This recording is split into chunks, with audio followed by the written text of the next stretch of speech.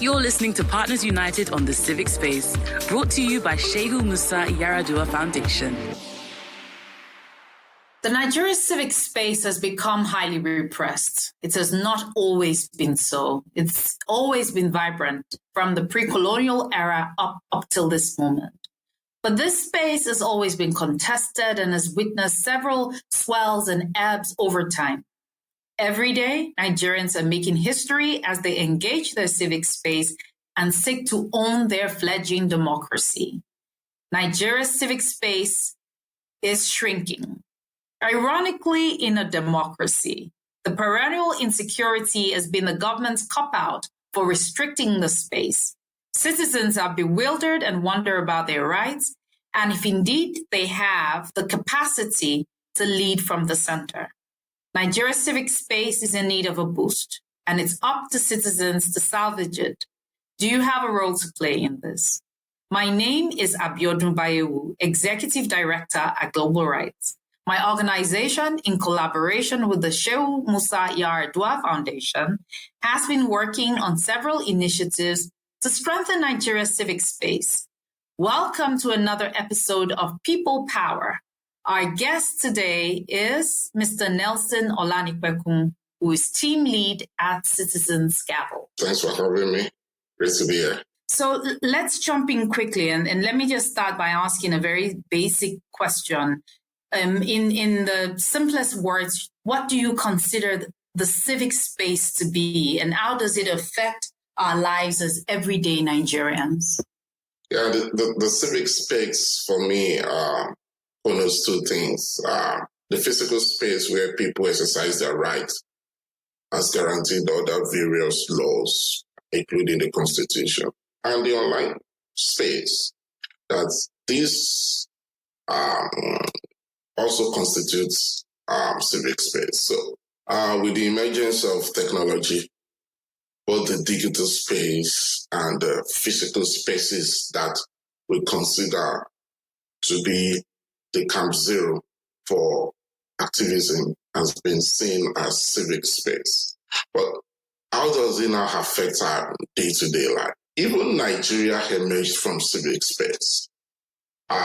Pre-colonial era, of course, we all know that the British were unwilling to yield to our demands for self-rule. But the civic space brought that to fruition and ensured that we emerge from colonialism to a republic. And the civic space have from then guaranteed different versions of our rights. From military government to democracy, to different labor and economic rights. The civic space has been the space used as a fulcrum to push economic, human, digital rights in Nigeria. It guarantees freedom. It guarantees prosperity and good governance. So what I hear you say is that our civic space is our right to our public space and our right to self-govern ourselves. And in that way, we guarantee our own freedoms by ourselves, not as dictated by others, and it guarantees development. But how does it do that? How does it guarantee prosperity? Yes, a bit of history here. Power doesn't yield until it's demanded or it meets an equal force. And oftentimes, people in governments are unwilling to concede to the demands of the citizenry because probably they feel that demands are too much or the people in government are too greedy to yield to that demand. And for you to progress economically, you have to demand for that. And prosperity would come where there is freedom, where your rights is guaranteed, where you have trust in the judicial system to get redress for infringement of your rights, where you won't be slapped by law enforcement agency, and they will tell you nothing would happen. That is only where prosperity will come. Let's take it down a little bit to economics. Foreign direct investments would only come into a country where governance, security, and freedom is ascertained. A troubled country would be a bad territory for investment. People would definitely take their money and take it elsewhere. Even citizens of those countries, because they don't trust that the country is safe enough to invest in. And once there is no investment, there can't be prosperity. Right. So when it is restricted and it is harder for normal life to go on, and when normal life is hard, then there will be no trust to invest in such a society. And where there's no investment, there's no prosperity. I very much agree with you. But then reflecting on Nigeria at 61, what's your assessment of Nigeria's civic space in the past 61 years? So Nigeria's civic space has been tied to leadership. Every leader that comes to rule and to govern Nigeria at the 4-year term determines the space, the growth of the space, the freedom that is provided within that space. We shouldn't be. The Constitution and the laws should be what governs the growth of Nigeria's civic space. And of course, lately, the civic cause are monitored as kind of observed that Nigerian civic space has grown to a repressive state. That means we are going from bad to worse. So for the past 61 years, Nigeria's civic space has not been progressive. So it's not been progressive, and you think that it's largely a reflection of the leadership over time, that each time we have a new leader, it would be at the bias of the political leader to determine how free the space is, and that while in reality, the protection of that space should be constitutional, should be legally backed. Do you think we do not have sufficient legal or constitutional backing to protect the civic space in Nigeria?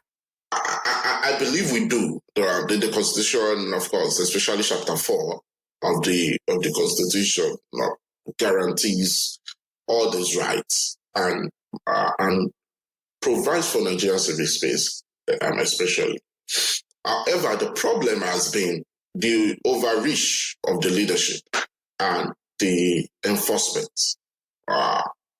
Nigeria at present and for a while does not fully operate what the true meaning of democracy and the true essence of democracy. And why do I say this? Of course, we've seen people who have been arrested, key actors in the civic space who have been arrested, detained without trial. You've seen people whose property has been destroyed without due process. And you're saying the disobedience of court order.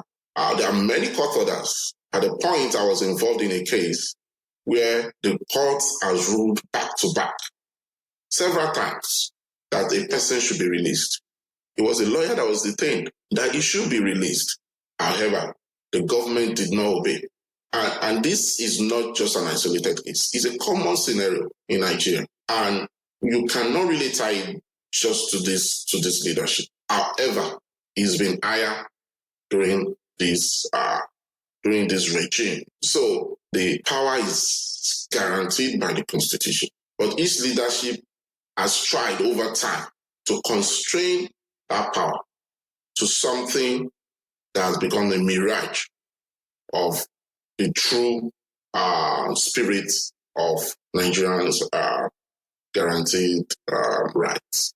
Okay, so the Constitution does guarantee those rights, but then there's been a failure to enforce those rights, which leads then to the question, how conscious are Nigerians of their rights and obligations to protect their civic space and their rights to that space? Yes. So I would like to tie this consciousness to NSAS. Since NSAS, I observe personally that the growth in consciousness has really increased. People are becoming more aware of their rights, of their role in governance, of what the community requires of them.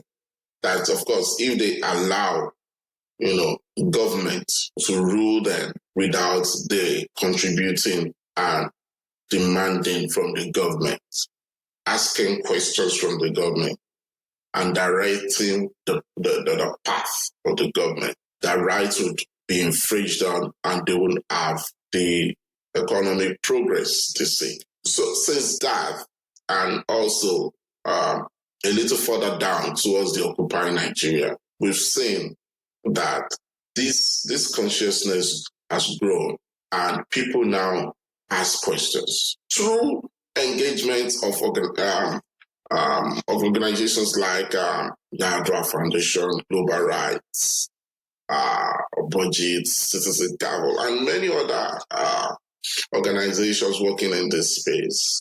The citizenry have been given lots of information, and this information, laws, data, have helped them to grow that consciousness to something that independently they can ask questions and demand answers from the government on ways to better govern the state.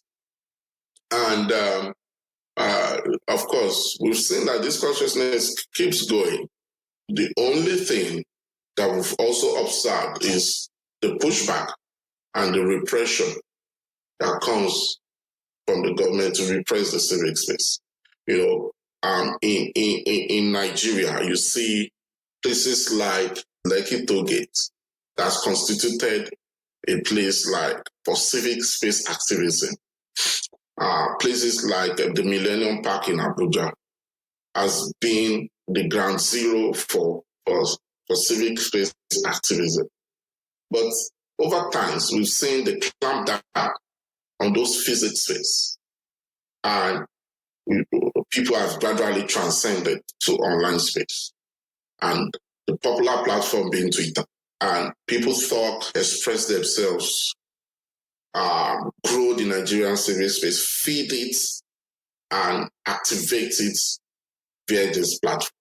But of course, you see again, the government comes to clamp down, to ban Twitter in Nigeria, But you see the ingenuity of Nigerians coming into play, using VPN to guarantee their rights, because the ban was illegal. So if an illegality should try to curb legality, I believe that Nigerians have the right to exercise their rights, protect their rights by continuing on the path of legality. So Nigerian civic space have grown, the consciousness has grown. But what we've also seen is that there's also a force that has tried to continually repress the voice in that civic space. So while consciousness has grown, there has also been increased repression by government of this rights. So let's talk a bit about these core rights within the civic space. Let's talk about freedom of speech, freedom of information, freedom of association, the right to protest.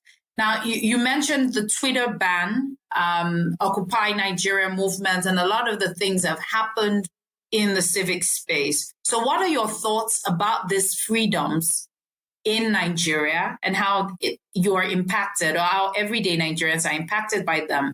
Yes, like I earlier noted, this freedom in reality and over time seems to have been subjected to the willingness, to the permission of persons in power. And it depends the level of goodwill that person enjoys or that person gives. That is to the level at which citizens can exercise that freedom of expression and the other allied rights. However, in truth, those rights are not subject to regime. They are independent of regime. And so far, we've seen over time that those rights have been repressed.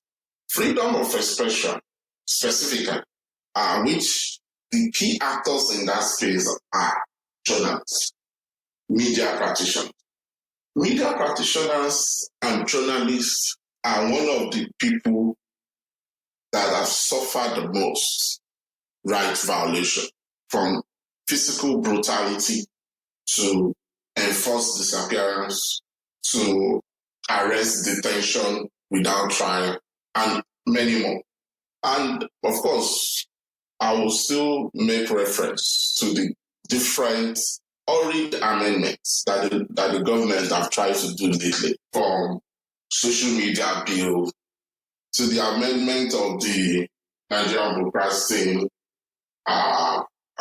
Commission bill, all in the bid to repress the civic space, the rights to speech and to pass on information. Even though Nigeria has been signatories to many treaties that protect these rights, however, the government and the leadership in power have always found a way from back door to front door, to clamp down on this right. Of course, we also see the Corporate Affairs Commission new law, the CAMA, Companies Allied Matters Act, how the government used it as a tool, to restrict the rights of incorporated trustees, the NGOs in Nigeria, and as an attempt to clamp down on these rights that you earlier mentioned. So there have been ploys, there have been attacks on this civic space, over time. But the consciousness that we spoke about has grown and has always been a way to push back, against this attack. Consciousness has grown, but that people have become more fearful over time. Would you agree that this is the true state of things in Nigeria? I would have to acknowledge, yes, people have become afraid. But of course, even in the face of that fear, people have become also courageous. People have they've stood and keep standing for their rights, to make Nigeria better. But of course, people have also become more strategic in the way they engage. At times, instead of using domestic means to enforce rights, to protect their rights, they become strategic by using regional and international tools or platforms to enforce these rights, because we know that domestic tools can be easily manipulated, but the regional and international tools are tools that cannot be easily manipulated. And so this fear has brought about ingenuity and creativity and courage, as opposed to backing down, which the government wanted. Regional tools and the international tools, they often sound so far away from everyday Nigerians and their reality. Apart from engaging the courts, what can everyday Nigerians do to protect their civic space? Apart from the courts, of course, the National Assembly should have been one of the platforms to protect Nigerians from overreach. However, we all know that the National Assembly has not really lived to that level of duty. But at times, the National Assembly have been a powerful tool against individuals in government. But the media has also been a powerful tool. Platforms like social media has been a powerful tool to protect rights.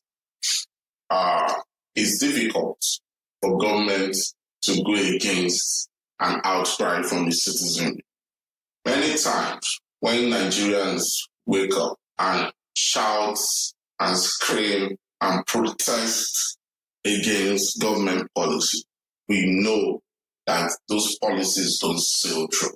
Look at the various amendments that they've attempted to push through the National Assembly. But because Nigerians woke up and exercised their rights within the civic space, those things have never gone through.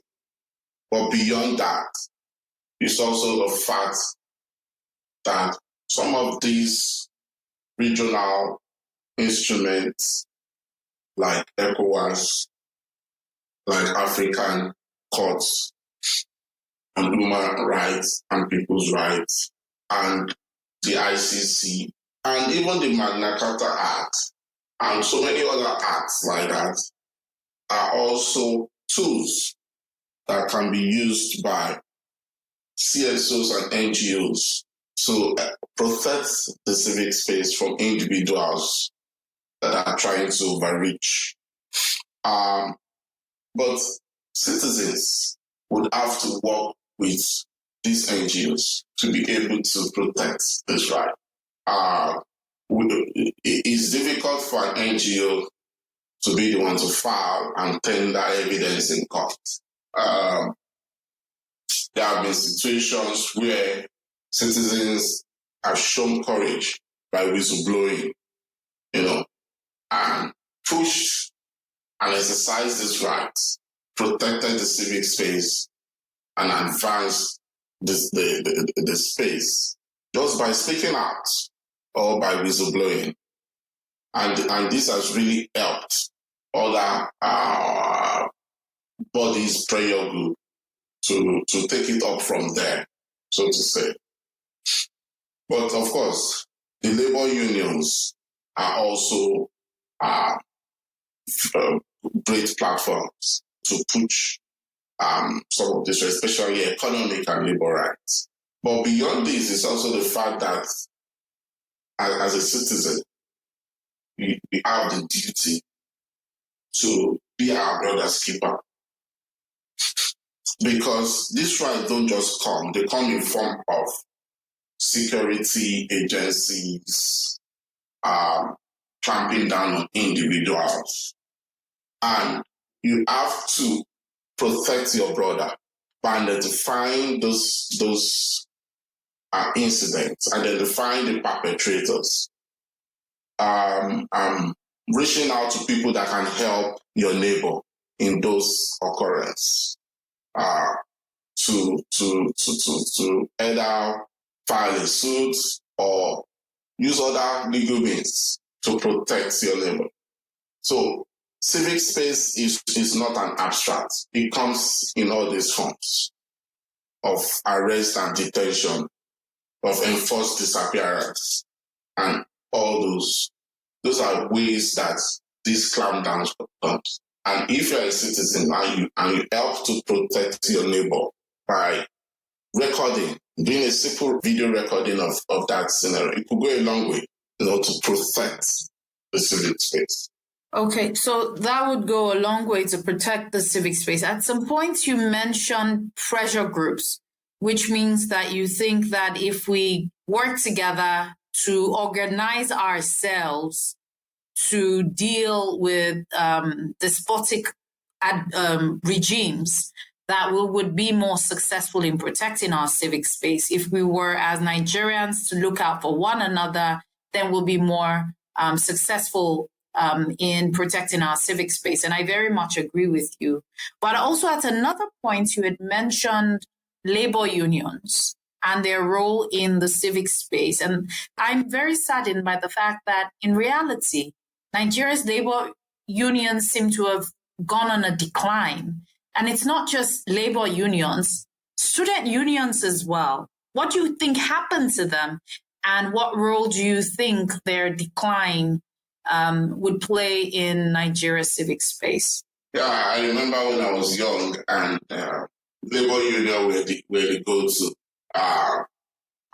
We look up to whenever there is an increment in fuel, we look up to the labor unions to be, quote unquote, the savior of the movement. But of course, recently, like you rightly said, it has declined. And I think is government also being smart, trying to compromise the labor union, whether with money or in kind. And all these has really affected the civic space. But I believe we also need to be more creative in the way we elect leaders of this labor union. Of course, people with adequate track record will be good in subsequent elections. And one of the process that I admire so much that a colleague of mine is also working on is Electa. Electa is an organization that helps to promote willing female individuals that wants to run for office. They groom them, they teach them, they train them, and they even provide support for their campaigns and election process. If we could borrow from that idea and implement in the way we run prayer groups, that could be a way to root out people that are not qualified or that will be compromised. I think we need to rethink how we will be going forward. We can't do same old. We can't use same methodologies and expect different results. We need to try a different approach to empower labor unions and other organizations, to protect the civic space. This, I believe, is the only option we've got to have a different outcome in the coming years. Because what is done already. But we can change the future. And that is one of the essence of conversations like this. Thank you so much, Mr. Nelson Olanipekun. Your thoughts are very valid that to control the Nigerian civic space, to protect our civic space is really in our hands as citizens. And this we must do. It's been nice conversing with you today, and I look forward to having another conversation with you real soon in the future. And again, I leave us Nigerians with the question, what role are you playing in protecting our democracy, in our role as citizens in participatory government? Do you have a role in this? And are you doing your bit? Thank you. To join the conversation about accountability in the civic space, kindly visit partnersunited.org. If your rights or civic liberties have been violated, you can visit www.reports.nhrc.gov.ng to make a report.